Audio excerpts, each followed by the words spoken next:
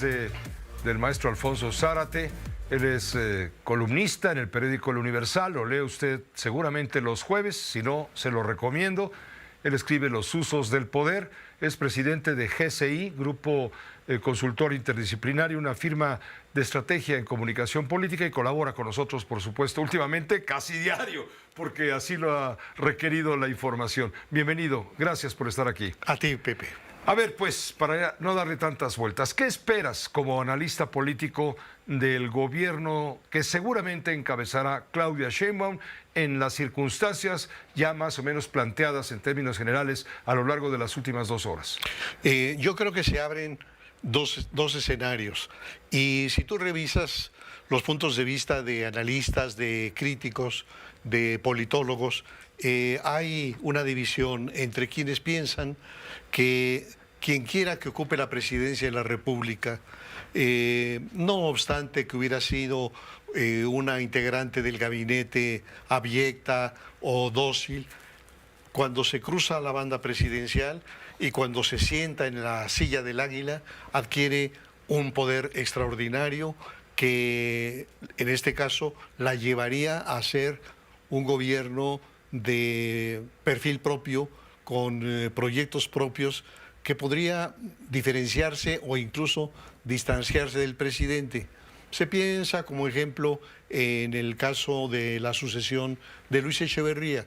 Luis Echeverría escoge como su sucesor a su amigo de la adolescencia, José López Portillo, y piensa que lo va a manipular, y muy poco tiempo después, López Portillo decide mandar a su amigo entrañable a las islas Fiji como embajador. Porque no había más lejos. Así es, seguramente porque no había más lejos. Y el mensaje que manda López Portillo es: yo soy el depositario de la presidencia de la República. Pero ¿qué diferencia habría con el hoy? Que yo creo que las fuerzas que integraban esa coalición de poder que mantuvo 70 años al PRI en el control de la presidencia, tenía una altísima dosis de institucionalidad. Es decir, que las fuerzas sociales, por ejemplo, la Confederación de Trabajadores de México o la Confederación Nacional Campesina, por hablar de dos muy importantes, eran institucionales. No eran de este presidente o del otro, eran institucionales al sistema político, y quien quiera que ocupara la presidencia tendría la lealtad de las fuerzas de trabajadores, de campesinos, y algo similar ocurría con otros factores de poder, inclusive de factor de orden económico.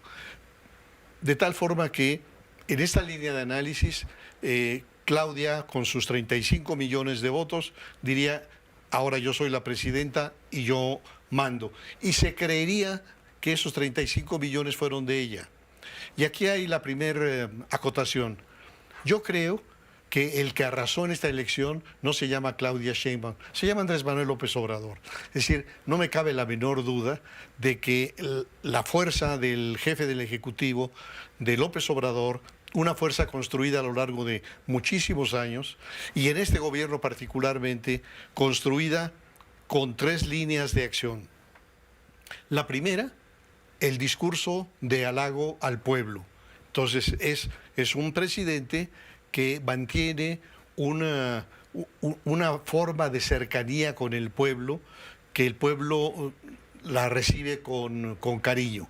Cuando el presidente dice: el pueblo me ama, pero yo amo más al pueblo. Cuando el presidente dice: es tonto el que cree que el pueblo es tonto. Cuando el presidente dice: yo me hinco donde se hinca el pueblo, le está mandando un mensaje que el pueblo no había escuchado, porque el último referente era el general Lázaro Cárdenas. Entonces está, en primer lugar, el tema de la narrativa presidencial, que lo acerca esencialmente al pueblo. Segundo. El segundo elemento: decisiones de políticas públicas que tienen un efecto formidable en la población de escasos recursos. Fundamentalmente los incrementos a los salarios mínimos, y el salario mínimo prácticamente se duplica durante los 6 años de este gobierno. Es un cambio verdaderamente fuerte, vigoroso. Y en tercer lugar, las pensiones sociales. Las pensiones también hacen una diferencia enorme. Algunas personas, me parece que poco informadas o prejuiciosas, llegaron a decir que el pueblo se vendía por cacahuates. No eran cacahuates. Es decir, en la medida en que en una familia pobre se recibe al viejo, al padre del ama de casa o del señor de la casa, lo reciben con cariño, pero ellos también están pobres. Y el viejo representa una carga. Y cuando ese viejo empieza a recibir la pensión, tiene lo suficiente para comprarse un par de zapatos, para ir al cine, para llevar a sus nietos a comprar un helado, una paleta. Es decir, que esa modesta cantidad en los hogares pobres es una ayuda formidable y genera un sentimiento de gratitud y de pertenencia a una ideología. Sí, amor con amor se paga. Entonces yo creo que con esta fortaleza el presidente construyó una base social de apoyo tan formidable que le hubiera permitido hacer presidente a quien se le hubiera dado la gana. Es decir, si en vez de Claudia él dice, va a ser Adán Augusto, habría sido Adán Augusto. Si en vez de Adán Augusto hubiera dicho Marcelo, habría sido Marcelo. Pero él escogió a Claudia por varias razones que hemos explorado. En primer lugar, porque es la nacida de sí. Es decir, es su creación. Sí, es cierto que participó en algún movimiento universitario, pero su carrera no se explica sin Andrés Manuel López Obrador. En segundo lugar, porque tiene tal identidad y tal lealtad que el presidente sabe que le garantiza la continuidad del proyecto, que le garantiza su trascendencia histórica, su paso a la historia con los grandes héroes de la patria, que le garantiza la protección a la vida y al patrimonio de él y de su familia. Entonces el presidente la hizo candidata y la hizo presidenta. ¿Y eso qué significa? Que no tiene mucho margen para separarse de esa línea. ¿Por qué? Porque además este presidente es el que definió quiénes fueron los candidatos a las gubernaturas que hoy son gobernadores electos. Es el mismo presidente que desde aquella cena en el hotel a un lado de Palacio Nacional les dijo cómo resolvería la disputa por la candidatura.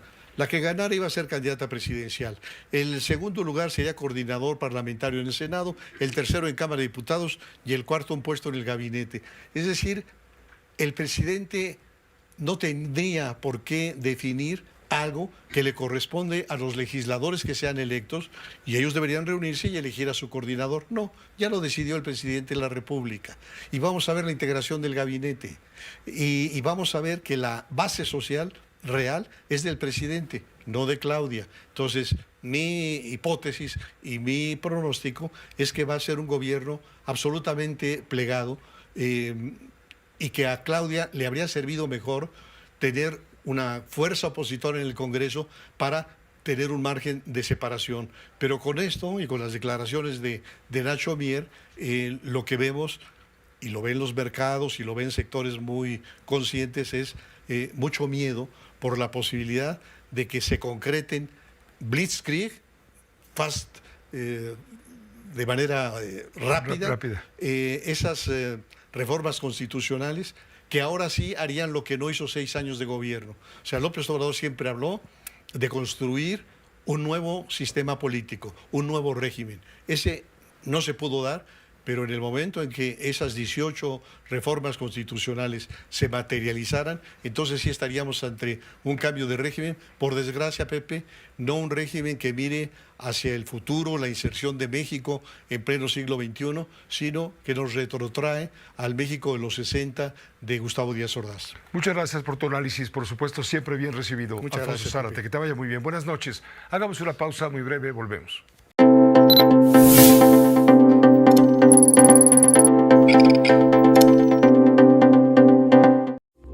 Esta fue una producción de Grupo Fórmula. Encuentra más contenido como este en radioformula.mx.